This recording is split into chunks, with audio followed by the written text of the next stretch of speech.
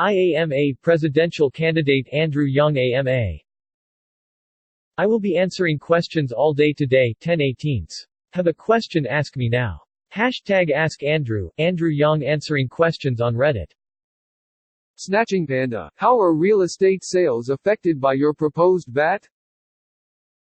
Andrew Yang. Traditionally, residential real estate is exempted from it. Commercial real estate is also exempt if long-term. I like to follow what other countries have done successfully when appropriate. AlphaDexer. Will the freedom dividend be tied to inflation or would it be left up to Congress to increase it? Andrew Yang. Tied to CPI annually. Closing parenthesis dot. Chicken-fisted. Will you please do your own preview of a PowerPoint State of the Nation presentation at some point in the Democratic primary? Andrew Yang. My vision for the American scorecard is a top-line measurement that then includes 8 to 12 submeasures that include GDP, health and life expectancy, mental health, substance abuse and deaths of despair, childhood success rates, average income and affordability, environmental quality, retirement savings, labor force participation and engagement, infrastructure, homelessness. It would take some getting used to for Americans, but a lot of it is establishing baselines and then directionality and improvement. Most Americans don't realize that our GDP is up to $20 trillion plus, they just have a sense of whether it's getting better or worse. The same would be true of the scorecard. A lot of it is channeling energy toward moving us in the right directions. Big Bird Flu. Hey Andrew, what is your favorite national park? What is your plan for public land and the National Parks Services? Andrew Yang. Visited Yosemite and was blown away. Need to protect and preserve national parks and public lands. It's one of the only things that we can promise our young people we've handed to them in the right way. I would expand the U.S. Forest Service because we need to do a much better job tending our forests in the era of climate change so they don't become tinder boxes. Not quite your question but related. Oops_ya. Can you talk a little bit about what your campaign is planning on investing in prior to Iowa to reach the older generation, and your untapped demographics, black voters, religious Bible Belt people etc.? I know you guys are running a super lean organization that's wildly successful for the money spent, and you have cash on hand. What are the investments you will be making to answer why I should continue sending you donations? By the way, you single-handedly inspired myself and many others to actually care about politics again. Thank you so much for running. I'm sure it's not easy. Andrew Yang. The traditional playbook in Iowa involves TV ads. It's a very efficient TV market, i.e. you target Des Moines and Iowa City and you can cover the state very cost-efficiently without a lot of excess. A lot of older voters watch TV. We are not above doing the traditional things that have been proven to be effective in addition to some of the less traditional things. Part of it is timing. Would you throw TV ads up 3 to 4 months prior to voting? Or would you wait until voters are closer to an action point? We will do some Yangian things in Iowa and some traditional things. I listen to the data and so does my team. Please trust that we will put the resources to work where we think we will get the most bang for our buck, and that the goal is to win. Justusabade. One of the most common criticisms of a VAT, especially from the progressive wing of the party, is that it's regressive. Why wouldn't this negatively affect lower-income Americans, and why you do believe it's the best way to pay for a UBI? P.S. Thank you for existing and thank you Evelyn for allowing this campaign to happen. Andrew Yang. A VAT is a very efficient tax that is used by just about every developed country in the world right now, including Denmark, Sweden, France and other countries that are regarded as super progressive. It can be tailored to exempt, say, consumer staples and fall more heavily on luxury goods. The key is to give ourselves a way to benefit from the super-efficiencies of the 21st century economy because our corporate tax system will not do it. Super progressive countries use a VAT and then do all sorts of great things with it. We should do the same, including putting buying power directly into our hands. Thank you, and I think Evelyn every day I can. Blissrunner, 1. *** Shifting to healthier food culture, economy. Make Americans truly healthy, ***. Any plans on improving American preventable chronic diseases, ***, to lessen cost of M for all, ***, such as obesity, diabetes, heart diseases through education, diet.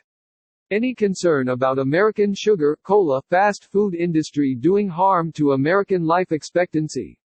E.g., could we shift, educate peoples to food cultures like healthy, whole, fast food, 7-11s in Japan, or shift our food economy towards that? Maybe incentives big supermarket Walmart, 7-Eleven, Costco to adjust like their Japanese counterparts to **** make Americans truly healthy, yes, math pun intended ****. Andrew Yang, I feel like so much of this is tied to the freedom dividend.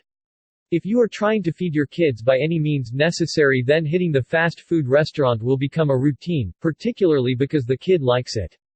If you put real resources and choices into our hands, then people will become more discerning and choosy, and businesses will follow suit.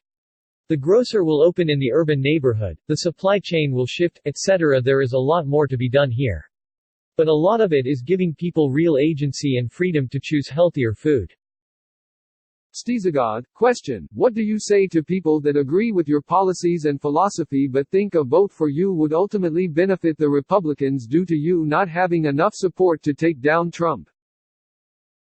Andrew Yang, it's the primary. Throwing energy behind me will only help. I'm one of only 2 candidates in the field that 10% or more of Trump voters say they would support in the general, which gives me a better chance to beat Trump in the general than just about any other candidate, and I'm beating him in head-to-head matchups by 8 points in swing states. If you're looking to ensure Trump's defeat, I'm the best bet or one of the best bets. Swolf 2, hey Andrew. I'm 35, and I've worked in call centers for about 10 years, and have been automating the boring stuff with code for the vast majority. I've seen people being replaced with code that I wrote directly, not by layoffs, but by natural attrition. I believe this is going to greatly impact my generation, along with the others coming into the workforce greatly. How do you convey your message to older generations who don't necessarily care that they're going to be replaced because they will be retiring? Thanks. P.S. Can't wait for my sweet math stickers.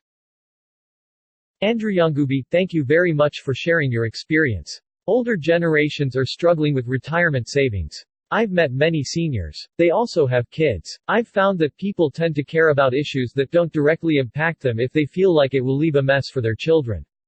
Thanks for the support. I love the math stickers too.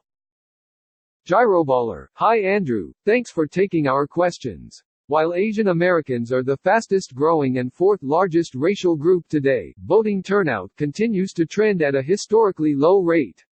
How do you plan to engage with and mobilize the Asian American electorate without resorting to identity politics? Andrew Yang, I'm excited to say that I think this is happening organically. But I am very happy to spend time with people in the Asian American community because I think activating our community politically is very important for the country and can be one of the positive impacts of my campaign. Upstanding Citizen 12, can you give us any information on how you plan to move up in the polls or any of your strategy?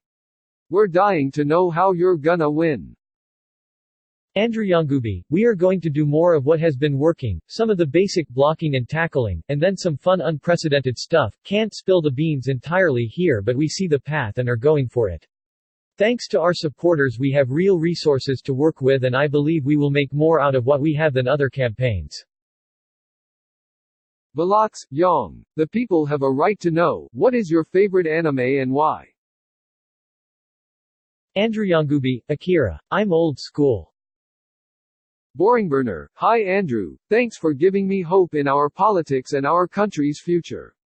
I wanted to ask you a question about pharmaceutical advertising. There are only 2 countries, the US and New Zealand, that allow direct-to-consumer (DTC) pharmaceutical advertising with product claims. In an ideal world, consumers would be knowledgeable enough and information would flow freely enough such that this practice only added information for them to make more informed decisions. But in practice, there are many negative effects from this practice. It is often a way for certain companies to manipulate audiences and maintain an entrenched advantage, moving medicine away from being evidence-based. This practice gives pharmaceutical companies undue influence over media companies as their biggest customers. Pharmaceutical companies even have a seat on media boards if I'm not mistaken. It becomes an arms race and diverts money away from far more important things. For instance, almost every top pharmaceutical company spends more on marketing than on R&D, sometimes by a factor of more than 2 to 1. Would you disallow or regulate this practice? Andrew Yang, I hate these drug promotion ads and will look to regulate or disallow them. I think they are bad for our public health. The doctors would probably love getting rid of them too. I would celebrate never having to hear a list of rancid side effects again, and I know millions of Americans would join me. Nolmurf 97. When you become president, what do you do if Congress, Mitch McConnell, or whoever tries to completely stonewall the freedom dividend? Andrew Yang, when you imagine me winning in 2021, think about it, I will have won on the freedom dividend. Democrats will be exultant to have beaten Donald Trump. They will be looking to get money to families to make us stronger and healthier. But the kicker is that Republicans, conservatives and libertarians don't hate the dividend. Alaska is a deep red state and their dividend was passed by a Republican governor. Conservatives don't dislike greater individual freedom and autonomy. Republicans will see that it benefits rural areas and red states on the interior disproportionately, places that have gotten bombed out by automation. Can you imagine their offices and phone lines? Plus we don't need 65% of Congress, we just need a majority. Cash is hard to demonize. The freedom dividend will be very hard to stop after I win. Tim_Seiler, your tweet about 15-hour work weeks really resonated with me. We work too hard for too little and the profits go to the top. In a Yang administration, will there be top-down pressure on companies to move in this direction? Or will the freedom dividend be enough to empower people to improve their situation? Andrew Yang, we should help shorten the workweek and increase vacation time. The data shows that it would not decrease our productivity, and right now we are growing increasingly stressed out and overworked. I would pursue ways to encourage this at the federal level, though I would want to maintain the discretion of individual business owners and workers in some environments. Basically, I think different people and different organizations have different needs. A startup is a very different workplace than a mature company or a government agency. It's not one size fits all. But yes, I think we should move toward shorter workweeks, and I think this could use a nudge from government, as individual firms will always be pushing to maximize employee work hours. Cheerily, I really appreciated your mini Twitter warpath yesterday against the automation deniers, both in the media and otherwise.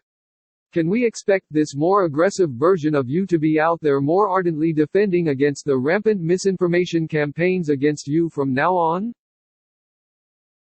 Andrew Yang, it upsets me when people take aim at facts for a particular agenda.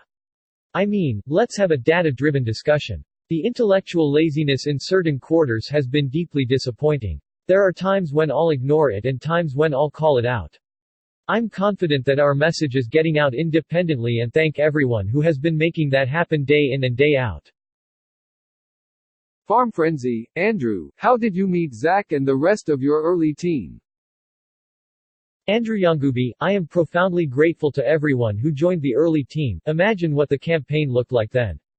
I'm sure it seemed quixotic, so it took a special person to join and put their heart and soul into making the campaign what it is today. Zach and I met through Venture for America. He worked at UBS in client philanthropy, and UBS supported Venture for America in its earliest days. Zach had started his own nonprofit, so we'd bonded over that. I was an advisor to his nonprofit, SuitUp, that helps schoolchildren learn about business. Zach is an entrepreneur and saw the potential for the campaign. He has a tougher job than I do on the campaign, and I appreciate him every day. I met other team members through Venture for America too. Muhan and Andrew Frawley. Matt I knew through Manhattan Prep. Carly heard me on Sam Harris. We've grown organically, so now the campaign has all sorts of people. It's been incredibly touching how many friends have come out to support me and my campaign, but I'll always give the most credit to the folks who quit their jobs and threw in with the upstart campaign that seemed very unlikely in the beginning. Tom_HS, Andrew, I've looked into the numbers as well, and the elephant in the room that no one wants to discuss is how the productivity wage gap isn't due to corporations exploiting average workers, it's actually just efficient markets in action. A chart I put together using BLS.gov data alludes to this fact. Just 2% of the workforce, concentrated in tech, computers, semiconductors, software mainly, is responsible for just about all of the productivity growth since 1980. 40% of the workforce, mainly retail and wholesale trade and restaurant workers, have seen hardly any gains in productivity since 1980.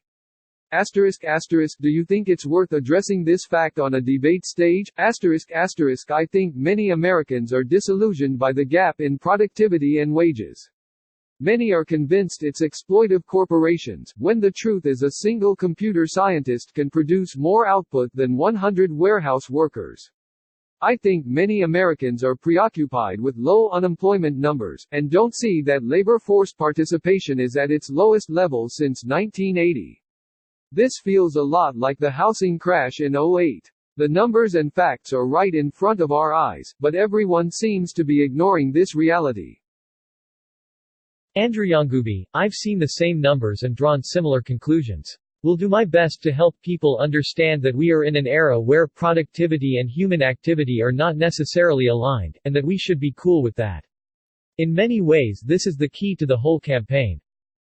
Wampumjitsum, it seems like anti-intellectualism has found a home in today's America, while the USA continues to fall in the worldwide education rankings. What is your plan to reverse this trend? Andrew Yang, make America think harder. Reunerer, Andrew, do you have prepared lines when you go into debates and interviews for what other candidates or moderators might say to you?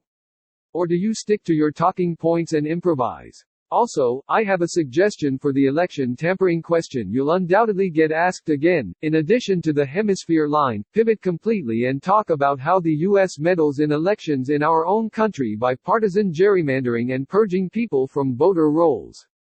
Then you can pivot again anywhere you want depending on the flow of the interview. You can talk about democracy dollars or foreign influence of money like with the NRA or voter disenfranchisement. Andrew Yang, well, if there's an opener or closing statement then we prepare lines. Otherwise we have talking points that we use as appropriate and improvise. It's helpful if I get questions that are tied to past statements, as was the case with a federal jobs guarantee. Love democracy dollars.